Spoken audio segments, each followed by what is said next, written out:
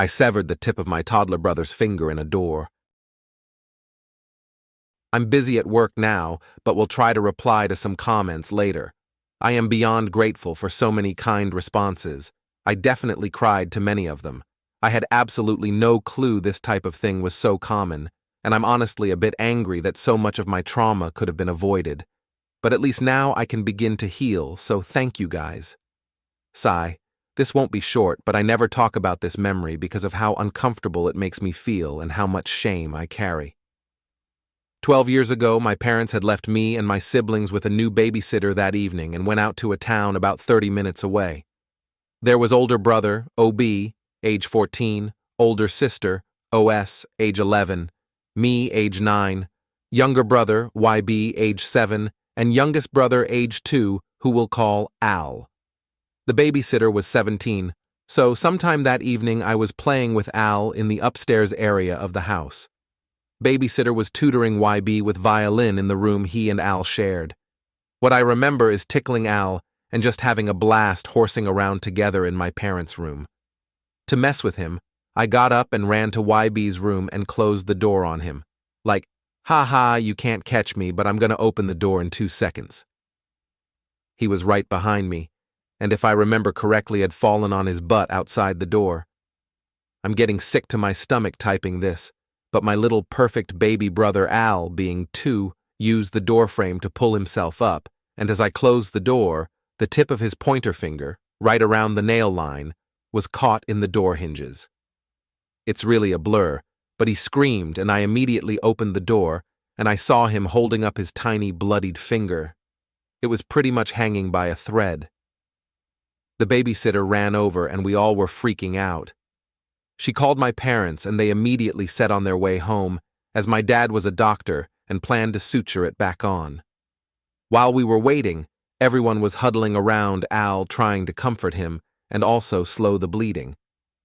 I was shunned to my room by who I can remember at least OB.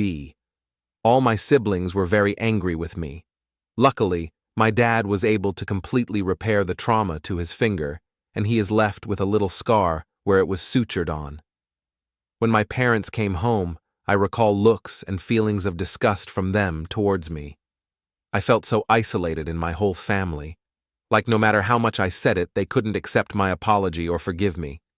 My parents shamed me for what could have cost my brother part of his finger and emphasized how it could have impacted his ability to play violin. For several years, I was terrified of doors for other people.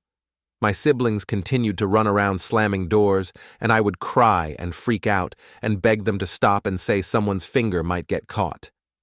I still get flashbacks to the event that really disturbed me, but when I was younger, it was much more intense. I've struggled with suicidal thoughts, behaviors a lot throughout my life, but I can distinctly remember that night being the very first time. Right after the incident when I wasn't allowed to be near Al, I just kept thinking and saying, I want to kill myself. I want to die. I deserve to die. I felt, and to this day feel so terrible for my mistake. And so stupid.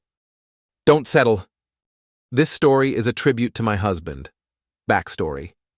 Growing up, I was adamant that I wouldn't have kids. It wasn't that I didn't like kids, but I just wasn't keen. I come from a very loving and happy family, so no problems there, just couldn't see it.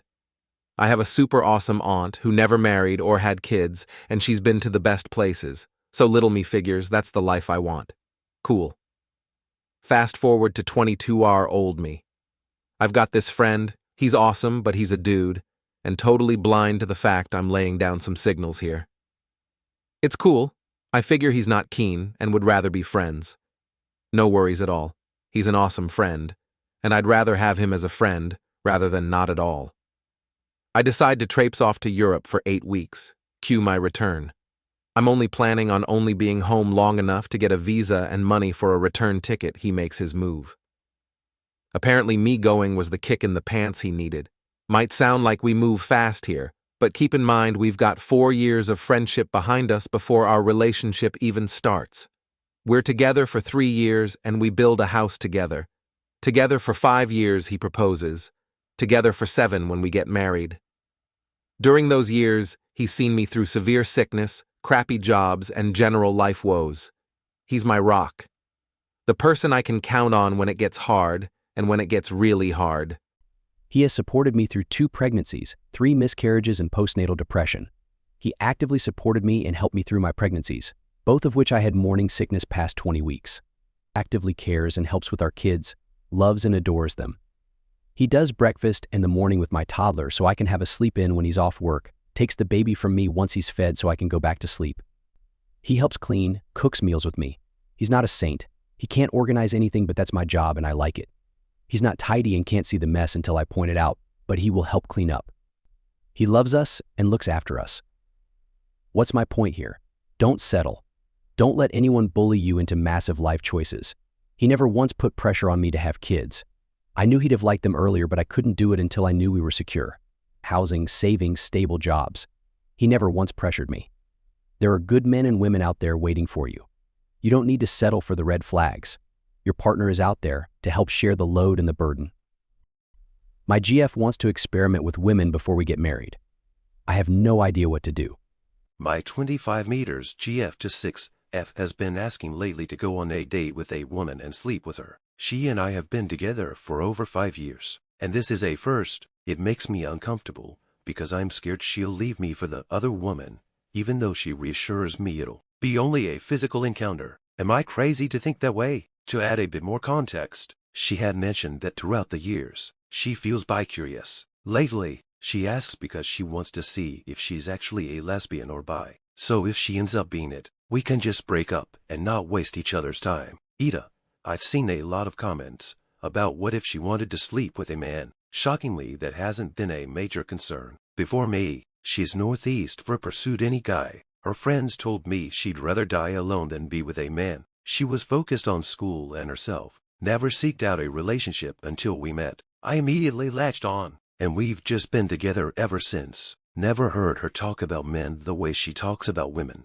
I've been reading all these comments. I'm shocked at the number of responses. I'm honestly just trying to get my thoughts together. I can't talk to my friends or family about this, so that's why I post here. I do plan on making an update regarding her response once we talk. Ida, she has just gotten home from work. I'm going to let her relax for a bit and speak to her when it feels like the right time. I will add the update to this post, so if curious, check periodically update first. I want to say I appreciate all the responses. I do appreciate all of you taking the time to just put in your 2 cents. We're all human and have varying opinions, so I enjoy reading all the perspectives. Before I explain what happened, I want to get some things out of the way. IDK about you guys, but there's no way I will just drop my relationship after a question like that. She has northeast for cheated on me, and not once have I ever had the fear of her doing so. Until this point, she has made it very apparent that she hates cheaters and would never want that sort of distrust between us. We have the location apps on our phones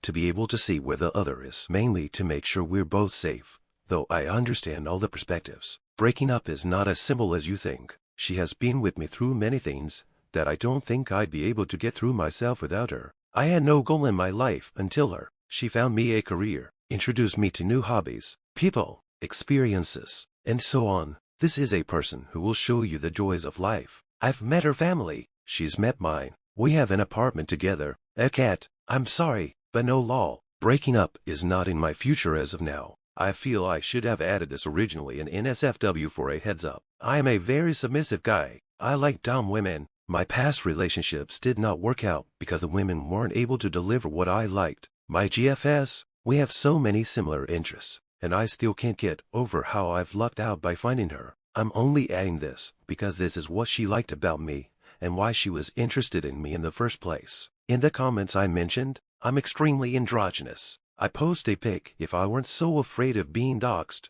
but she'd always tell me I was the first man that caught her eye because of how beautiful I was. For the ones saying this is fake, IDK how else to prove it, unless I DM with me holding my username and send you a video for going down on me or vice versa. I'd give anything for this to be fake. Her response, it wasn't that deep of a convo, but it was very heartfelt. I expressed to her that it made me uncomfortable because I love her so much and that if she went through with it, we would no longer be together. We both started crying. She explained that she was confused because while she finds women attractive, She also hates the idea of actually doing something with a woman, and if it ends up not being something she's into, she wouldn't be able to handle knowing that she created this change in our relationship and knows we both wouldn't be able to get over it. When I asked her how it would feel if I was with a woman, she stated that she'd be sick to her stomach, so she understands my perspective. She admitted that she should have tried it out before getting together when we first started dating. She made it clear it would be short-term, but it went on for much longer and she was ready to be in it for the long haul.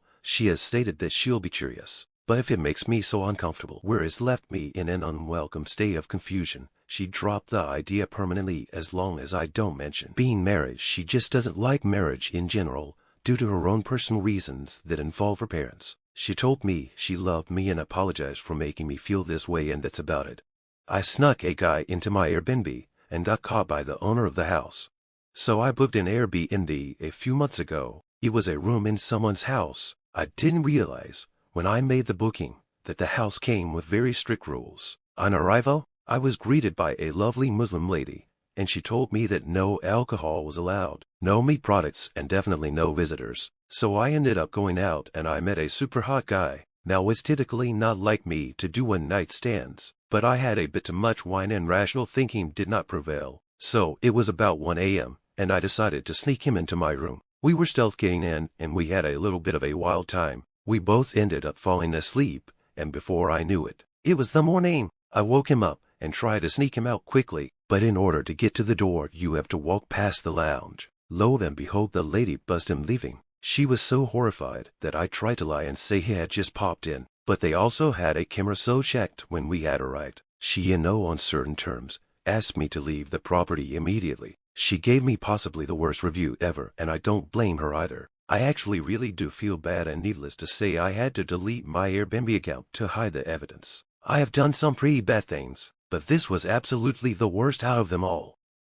I didn't give him the job because his kid is a jerk.